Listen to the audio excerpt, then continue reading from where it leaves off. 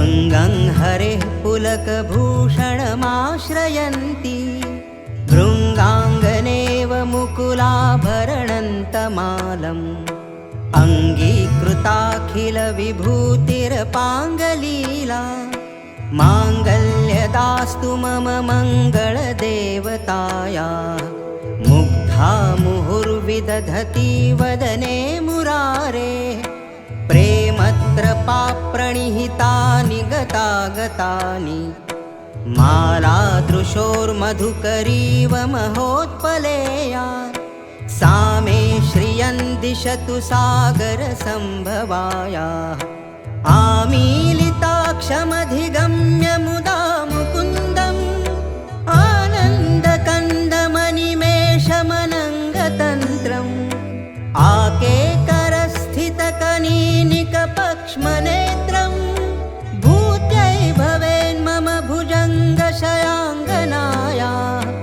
बाह्वन्तरे मधुजितश्रितकौस्तुभेया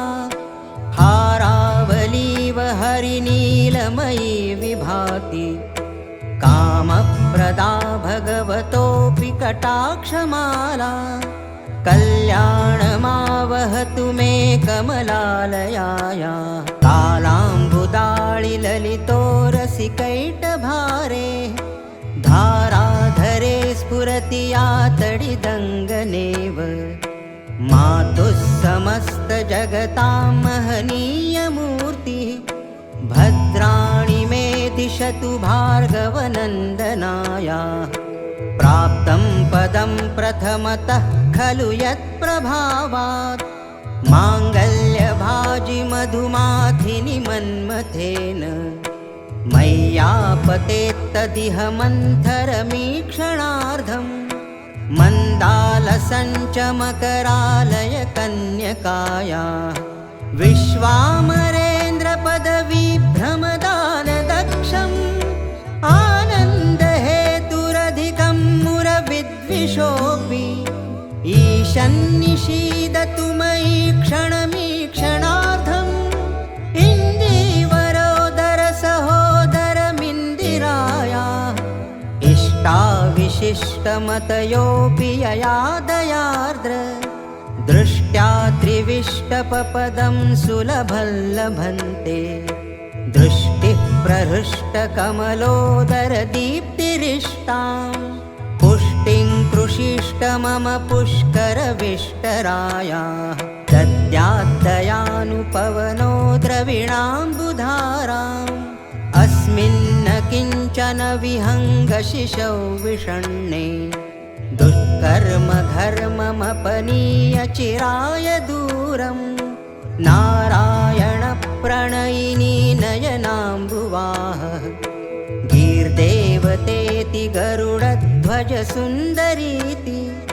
शाकम्भरीति शशिशेखरवल्लभेति सृष्टिस्थितिप्रलयकेलिषु संस्थिताया तस्यै नमस्त्रिभुवनैकगुरोस्तरुण्यै श्रुत्यै नमोऽस्तु शुभकर्मफलप्रसूत्यै रत्यै नमोऽस्तु रमणीयगुणार्णवायै शक्त्यै नमोऽस्तु शतपत्रनिकेतनायै पुष्ट्यै नमोऽस्तु पुरुषोत्तमवल्लभायै नमोऽस्तु नालीकनिभाननायै नमोऽस्तु दुग्धोदधिजन्मभूम्यै नमोऽस्तु सोमामृतसोदरायै नमोऽस्तु नारायणवल्लभायै नमोऽस्तु हेमाम्बुजपीठिकायै नमोऽस्तु भूमण्डलनायिकायै नमोऽस्तु देवादिदयापरायै नमोऽस्तु शारङ्गायुधवल्लभायै नमोऽस्तु देव्यै भृगुनन्दनायै नमोऽस्तु विष्णोरूरसिस्थितायै नमोऽस्तु लक्ष्म्यै कमलालयायै नमोऽस्तु दामोदरवल्लभायै नमोऽस्तु कान्त्यै कमलेक्षणायै नमोऽस्तु भूत्यै भुवन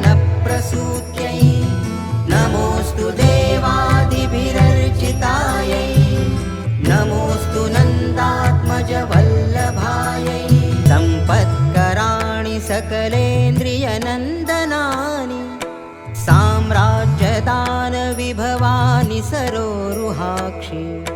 त्वद्वन्दनानि दुरिताहरणोद्यतानि मामेव मातरनिशङ्कलयन्तु मान्ये यत्कटाक्षसमुपासनाविधिः सेवकस्य सकलार्थसम्पदः सन्तनोति वचनाङ्गमानसैः त्वां मुरारिहृदयेश्वरीं भजे सरसिजनिलये सरोजहस्ते धवळतमां शुकगन्धमाल्यशोभे भगवति हरिवल्लभे मनोज्ञे त्रिभुवनभूतिकरि प्रसीद मह्यं सिद्धस्तिभिः कनककुम्भमुखावसृष्ट स्वर्वाहिनी विमलचारुजलाप्लुताङ्गीं प्रातर्नमामि जगतां जननीमशेष लोकाधिनाथ गृहिणीममृताब्धिपुत्रीं कमले कमलाक्षवल्लभे त्वं करुणापूरतरङ्गितैरपाङ्गैः अवलोकय माम किञ्चनानां प्रथमं पात्रमकृत्रिमं दयायाः देवि प्रसीद जगदीश्वरि लोकमातः कल्याणगात्रि कमले क्षणजीवनाथे दारिद्र्यभीतिहृदयं शरणागतं माम् आलोकय प्रतिदिनं सदयैरपाङ्गैः स्तुवन्ति ये स्तुतिभिरमीभिरन्वहम् त्रयीमयीं त्रिभुवनमातरं रमां गुणाधिका गुरुतर भाग्यभागिनो भवन्ति ते भुवि बुधभाविताशयाः